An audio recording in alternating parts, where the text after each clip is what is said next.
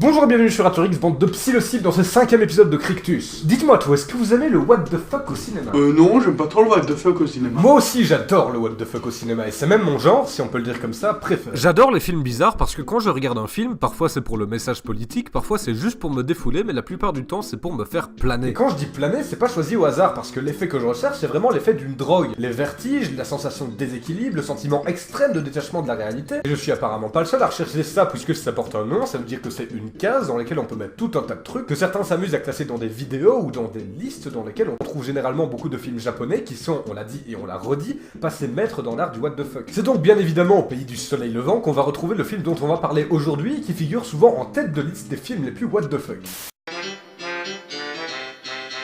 Donc, Mind Game est un manga écrit et dessiné par Robin Nishii en 1995 et adapté en 2004 en film par Monsieur Propre, adaptation dont on va parler aujourd'hui. Transition improbable, Mind Game raconte l'histoire de Wow. Juste, on en parle de ça? On en parle? On en parle.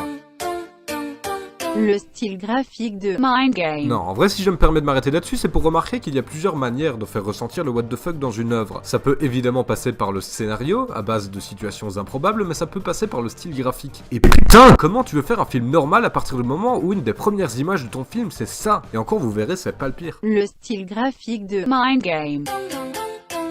Donc, Mind Game raconte l'histoire d'un gentil monsieur dans un bar qui se fait emmerder par des mafieux. Il se fait mettre une balle dans le... Après quoi, il se fait téléporter dans le paradis des morts par lésion rectale.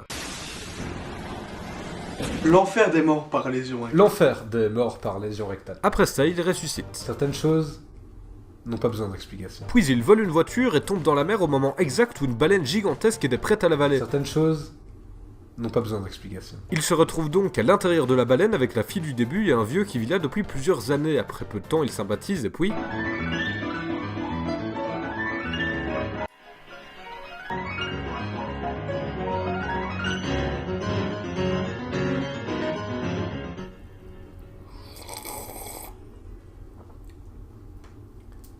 Certaines choses n'ont pas besoin d'explication. Non mais je dis ça depuis tout à l'heure, mais en vrai je le pense, quand on va au cinéma c'est pas forcément pour penser. Il y a certaines scènes, et Mind Game en est rempli, où il faut juste mettre son cerveau sur pause et ressentir ce que le film veut nous faire ressentir. Et bordel, qu'il y arrive bien. Vous savez, c'est étrange à quel point le scénario pourrait être celui d'un de mes rêves, et je pense que c'est l'effet recherché par le réalisateur. Nous plonger dans une vision et un style aussi intime et profond que celui des rêves. En effet, dans ce film, on s'y sent bien, non pas parce que les personnages sont familiers, non, mais parce que les lieux sont clos et réconfortants. Je pense notamment au bar ou à l'intérieur de la baleine qui ressemble à un grenier, et j'adore les greniers. Mais le film, comme un rêve, peut parfois être calme et réconfortant, mais aussi offrir de grosses décharges d'adrénaline. Comme dans un rêve, le film a des liens avec la réalité. Il y a certains passages qui m'ont vraiment touché de par l'évocation de la vie des personnages qui, même s'ils font partie d'un rêve, d'un complexe interne, d'un jeu d'esprit, d'un mind game, restent humains. Bref, c'était Raturix, merci d'avoir regardé, n'hésitez pas à squatter le Discord, on se dit à bientôt pour de nouvelles aventures, à toutes!